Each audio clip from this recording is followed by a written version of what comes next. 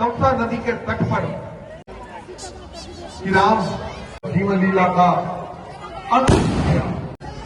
महाराज दशरथ के भवन में गुरु वशिष्ठ राम को 14 वर्ष के लिए वनवास भेज दिया, उनको आशीर्वाद तक नहीं देती। के मन में जो पटेल मथुरा ने का राजा बना दिया गया, तो तुम्हें और तुम्हारे पुत्र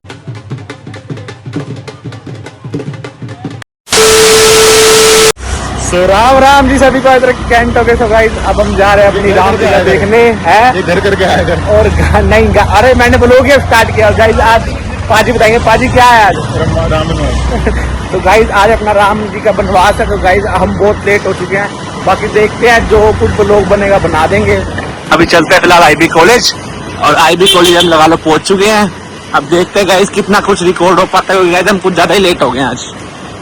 क्योंकि गाइस पाजी कर रहा जिम, अपनी शोल्डर देख सकते हो पाजी का एकदम स्ट्रॉन्ग हो रहे, स्ट्रॉन्ग तो आवाज ही नहीं आ रही, आवाज ही नहीं आ रही, बिल्कुल भी आवाज ही नहीं आ रही। नहीं लगा दे, बंदे भी कम लग रहे हैं है ना। राजकुमार मर्यादा पुरुषोत्तम भगवान श्री रामचंद्र जी का अभी कुछ स्टार्ट शुभ विवाह हुआ। पूरी अयोध्या इसे उत्सव के जाने को मेरे शहर में भी उनके मात देख लेंगे। और उसने कहा ठीक है, उसे कुछ भी मंजूर नहीं है, कोई शर्त मंजूर नहीं है। लड़का लड़के की माँ गुरु वशिष्ठ महाराज दशरथ की आज्ञा पाकर के दोनों नन्हे राजकुमार भरत जी व शत्रुघ्न जी अपने ननिहाल को जाते हैं। ननिहाल का मतलब नानी का घर होता है। नानी अगर होता है बच्चों को अपनी नानी का घर बहुत प्यारा होता है। सरदार जी को भी है। महाराज दशरथ ने कहा गुरु वशिष्ठ मेरे मन के अंदर एक भाव है, मैं अपने मन की बात आपके सामने रखना चाहता हूँ। वो आगे के कई और मंत्रा। गुरु वशिष्ठ ने कहा हे राजन, और मन्नू भी आवाज में के कई, तो आपके मन में क्या भाव है। महाराज दशरथ ने कहा हे गुरुवर, मैंने अपने जीवन में दिशाओं में रघुकुल के नाम को रोशन किया, बड़े से बड़े युद्ध जीते। मेरा केवल एक ही भाव कि मैं अपनी अयोध्या की जनता की हृदय से सेवा कर सकूं। लेकिन ये तो आपने बड़े ही परोपकार की बात की है। पिता के सामने ही यदि पुत्र को राजगद्दी पर बिठा दिया जाए, उसका राज तिलक कर दिया जाए, इससे अच्छी बात सकल संसार में नहीं हो सकती। और आपका यह निर्णय सर्वमान्य है। मैं ये आदेश देता हूं कि आप मंत्रियों को अयोध्या के और पूरे विश्व के कोने कोने में भेजिए, ताकि ये शुभ घड़ी का समाचार हर जनमानस तक पहुंच सके। अरे मोटे को देख, मोटे को ब्रह्म मुहूर्त के बाद राम को अयोध्या का राजा घोषित किया जाएगा और राम का राज तिलक होगा। पूरी अयोध्या में अयोध्या वासियों को बताने के लिए मोटा हमारे प्रिय राम का, हमारे प्रिय रघुराम का राज तिलक होगा और उन्हें अयोध्या का राजा बनाया जाएगा। ढोल नगाड़ों के साथ दोनों मंत्री निकल पड़ते हैं पूरे नगर में। हम नागरिक को ये सूचना देने के लिए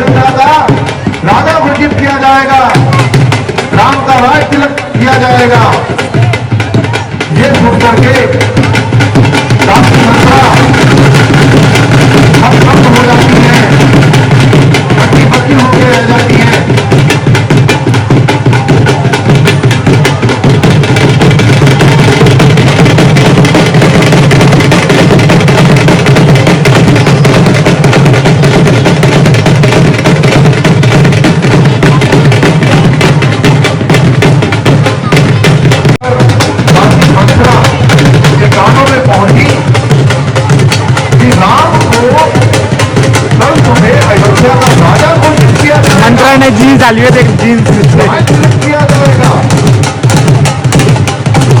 निश्चित तौर पर अगर ऐसा हुआ तो मुझे अयोध्या से बाहर बैन किया जाएगा। ऐसा होने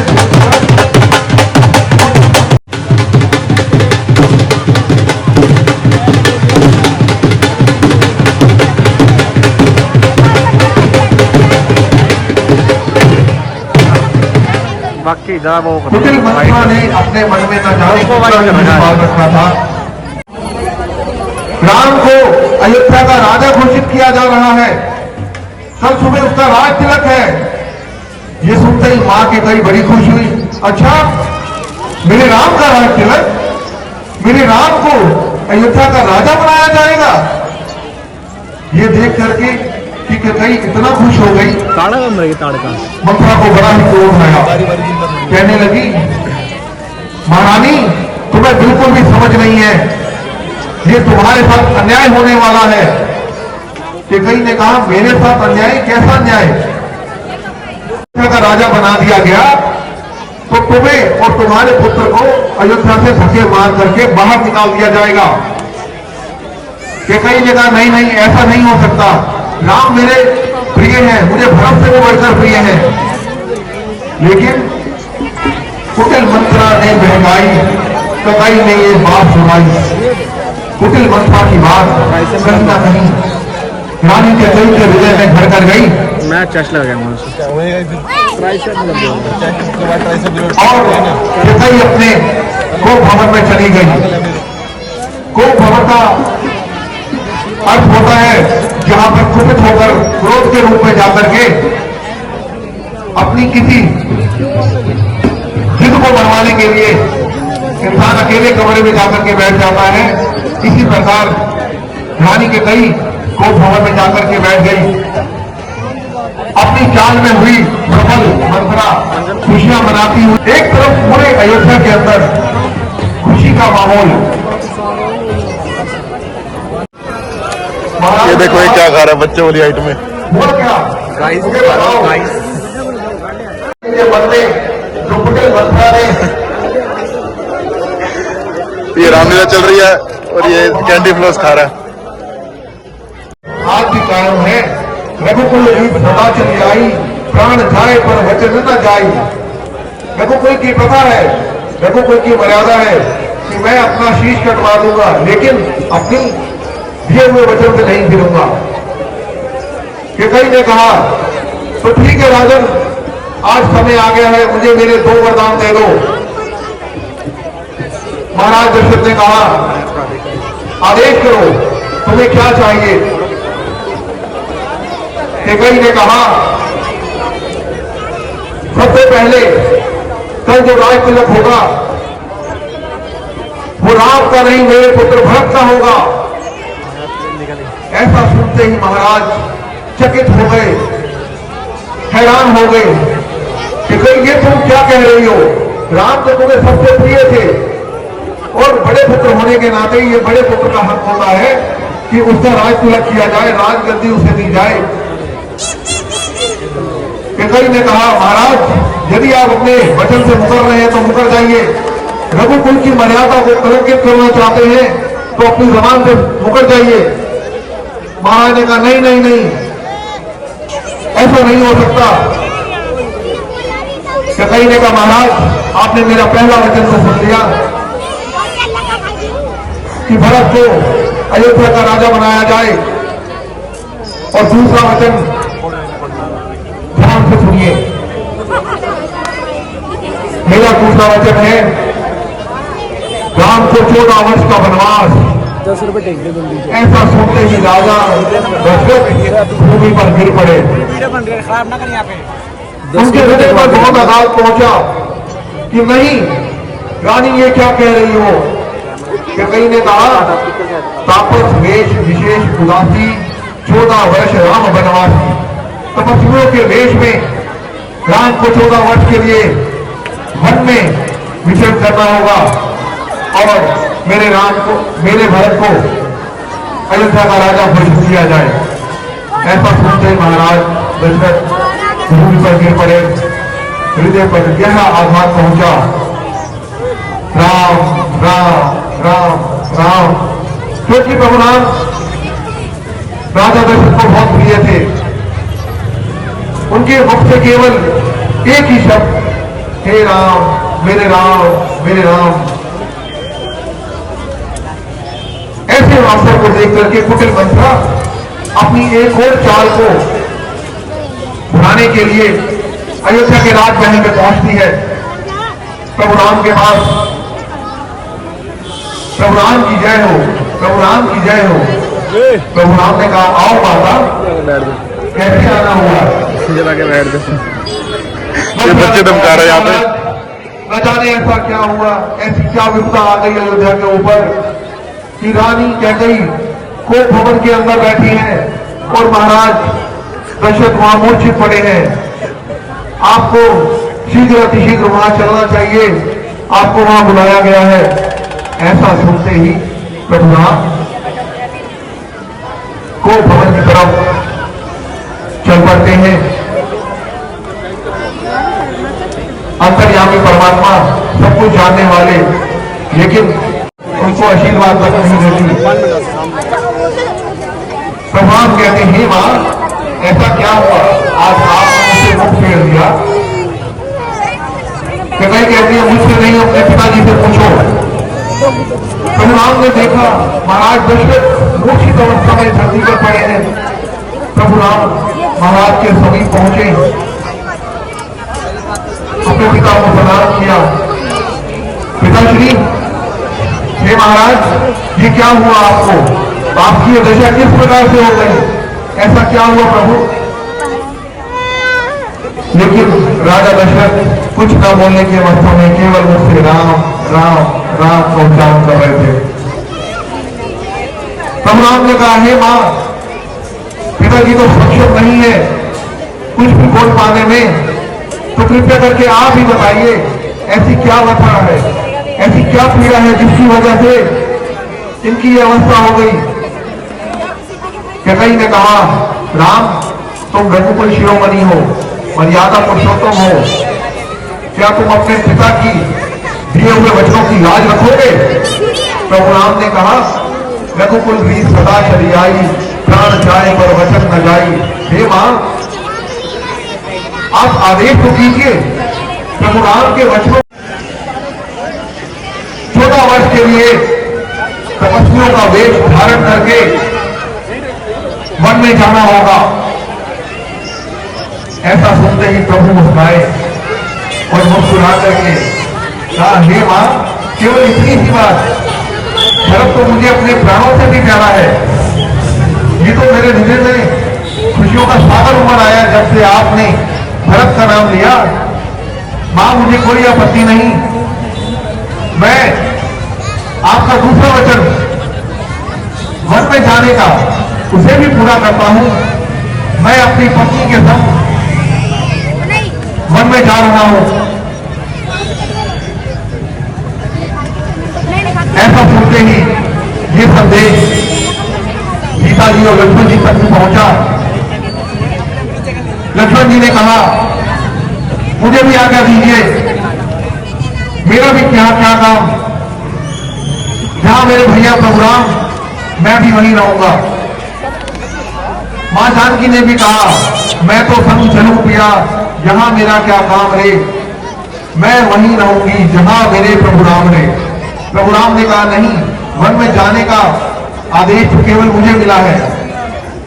लेकिन लक्ष्मण जी ने कहा, नहीं भैया, मेरे जीवन का आधार केवल और केवल आपकी भक्ति है। मैं आपको छोड़ करके यहां नहीं रह सकता, मैं भी आपके साथ ही वन में जाऊंगा। धर्म भक्ति का भी कर्तव्य था। मां सीता ने भी कहा, नहीं प्रभु, जहां आप जाएंगे मैं भी वहीं रहूंगी। आपके बिना ये राजमहल, ये राजपाट, ये शानो शौकत, ये किस काम की? जहां आप हैं वहीं मेरा जीवन है। ऐसा मन में विचार करके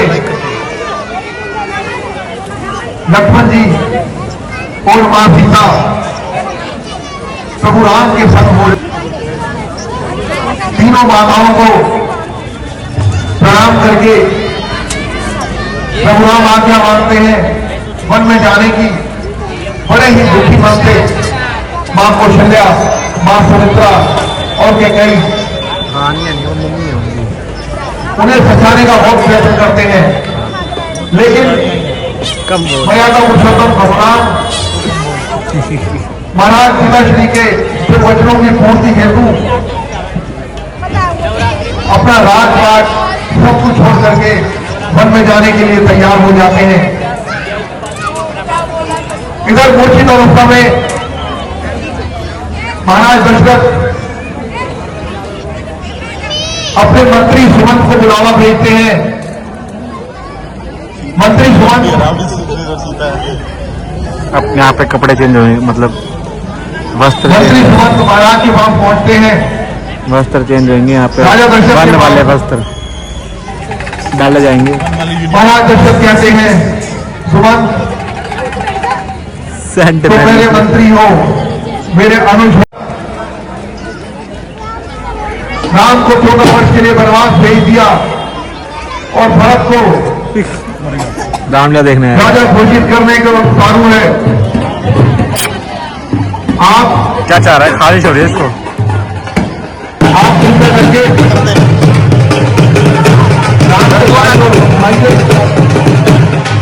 दूसरी तरफ मथुरा की खुशियों का ठिकाना नहीं था। मथुरा की हर साल कामयाब हो गई। मंत्रा कहाँ है? वो रही नाच रही है। नाचती गाती। हमें इस प्रसंग से बड़ी सीख मिलती है। हमें मंत्रा के इस प्रसंग से बड़ी सीख मिलती है कि जो भी चाटुकार है, चमचागिरी करने वाले हैं, तेरे लिए लाइन ही तेरे लिए। ऐसे का प्रभाव करने वाले हैं, वो भी आपको गलत शिक्षा देते हैं। ऐसे लोगों से ऐसा कुछ नहीं हुआ। राम कहीं नहीं जा रहा, केवल उनके हृदय का परिवर्तन करने के लिए उनके समक्ष ऐसी बातें रखी जाती हैं तीनों रानियों के द्वारा। तीनों रानियां प्रभु महाराज के चरणों में बैठ जाती हैं और उन्हें तसल्ली देती हैं। लेकिन कैकेयी से कोपित महाराज दशरथ, राम जी को कैकेयी तेरा नाश हो, तूने लंका की खुशियों को गले लगा दिया, तुझे कभी खुशी नहीं मिलेगी। भगवान को भी दुख देखने पड़ते हैं। करोड़ रुपए मनुष्य का मिला है, जीवन करोड़ जिसे रुपए। मिला है वो चुनौतियों से भरा हुआ है। वो सब बाहर रहने दे, पंगे मतलब ये काट देगा। लाइफ लाइन कभी ऊपर कभी नीचे, कभी ऊपर कभी नीचे। अगर वो जीवन बिल्कुल है, एक करोड़ का एक। तो जीवन ही खत्म। महाराज दशरथ के भवन में हो गए गाइस कपड़े चेंज। महाराज की ऐसी स्थिति में गुरु वशिष्ठ भी वहां पर पहुंचते हैं। त्रिकालदर्शी गुरु वशिष्ठ ये देख करके बड़े चिंतित होते हैं कि अयोध्या में होना क्या था, हो क्या गया। खुशियों को नजर लग गई। जहां कल सुबह राम का राज्याभिषेक होना था, आज वही राम वन गमन की तैयारी कर रहे हैं। 14 वर्ष के लिए वनवास पे जा रहे हैं। प्रभु राम आज्ञा पा करके तीनों माताओं के चरण स्पर्श करके, गोला जाओ गोला। महाराज दशरथ के चरण स्पर्श करके वन में जाने की आज्ञा मांगते हैं। राजा दशरथ बहुत रोकते हैं, राम राम रुक जाओ राम, मुझे छोड़कर मत जाओ राम। लेकिन रघुकुल की मर्यादा और वचनों का मान रखने के लिए प्रभु राम कहते हैं, नहीं महाराज, आपने आपके दिए हुए वचनों की पूर्ति हेतु मैं अपना जीवन तक न्यौछावर कर दूंगा और रघुकुल की मर्यादा को कभी कलंकित नहीं होने दूंगा कि रघुकुल वाले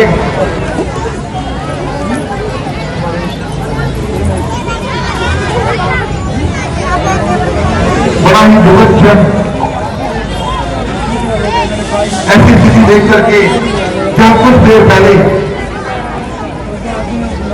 प्रभु राम, लक्ष्मण और सीता जो शाही वस्त्रों के अंदर पूरी अयोध्या की शोभा बढ़ा रहे थे। एक ही पल के अंदर उनकी वेशभूषा बदल गई। एक ही पल के अंदर उन्होंने शाही सुविधाओं को छोड़ करके मन को गमन किया। ये देख करके पूरी अयोध्या के हृदय में अपार तमसा नदी के तट पर राम, सीता और लक्ष्मण और मंत्री सुमंत पहुंच जाते हैं तमसा नदी के तट पर। मंत्री सुमंत भी प्रभु राम को बहुत अनुग्रह करते हैं कि राम, महाराज की ये दशा है, आपको राजमहल में वापस चलना चाहिए। ऐसा कहकर के प्रभु राम उन्हें आश्वासन देते हैं कि ठीक है सुमंत, थोड़ा विश्राम करते हैं, उसके बाद आगे की नीति बनाते हैं। जैसे ही रात्रि काल में निद्रा की अवस्था में मंत्री सुमंत को देख करके प्रभु राम, सीता और लक्ष्मण मंत्री सुमंत को सोते हुए छोड़ करके वचन की पूर्ति हेतु वन में आगे चले जाते हैं। यहां प्रभु राम ने केवल और केवल एक ही लक्ष्य बनाया अपने जीवन का कि अपने पिता के दिए हुए वचन की पूर्ति हेतु मुझे वन जाना है और मुझे जाना है। इसी व्यवस्था को देख करके मंत्री सुमंत को सोता हुआ छोड़ करके महाराज चले जाते हैं। उठ गया। भोर के समय जब मंत्री सुमंत उठते हैं तो देखते हैं कि वहां पर कोई नहीं। प्रभु राम, सीता और लक्ष्मण सुमंत को सोते हुए छोड़ करके चले गए। बड़े ही दुखी भाव से सुमंत अयोध्या में चले जाते हैं। साइड हो जाते हैं, बड़े इंसान महाराज दशरथ इसी प्रतीक्षा में कि सुमंत अभी आएगा, राम को लेकर के आएगा। जैसे ही सुमंत महाराज के पास दरबार में पहुंचते हैं, महाराज दशरथ कहते हैं सुमंत आ गए, ले आए मेरे राम को, कहाँ है मेरे राम? सुमंत की आंखें झुकी गई भाई, शीश झुका करके बोले, हे महाराज राम, मुझे निद्रा में छोड़ करके न जाने कहां चले गए। ऐसा सुनते ही गहरा आघात महाराज के हृदय को लगा और महाराज दशरथ की जीवन लीला का अंत अमर राम के वियोग में कौन मर गया? दशरथ जी मर गए। एक देवदूत पल्लों को गमन कर गया। प्रभु राम अब रानियां रोएंगी, देखियो अब रोएंगी रानियां। उधर से भरत और शत्रुघ्न जी को भी ननिहाल से बुलाया गया। अभी लीला थोड़ी देर और चलेगी। कल शूर्पणखा का प्रेम प्रसंग, शूर्पणखा का दिया हुआ वचन अयोध्या के लिए श्राप साबित हुआ। महाराज ने अपने नाम त्याग दिए। पुत्र वंश का धर्म का पालन करते हुए भरत और शत्रुघ्न राजमहल पहुंच करके अपने पिता की व्यवस्था देख करके बहुत दुखी होते हैं, क्योंकि उनके पिता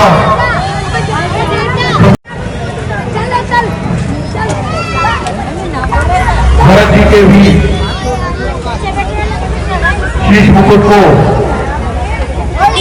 उतारा गया। तो भाई यहाँ पे राम रात निकल रही है। रामलीला तो भाई हम छोड़ आए, अच्छी नहीं होती रामलीला। अब राम रात देखेंगे थोड़ी बहुत। ओए चिपचिपे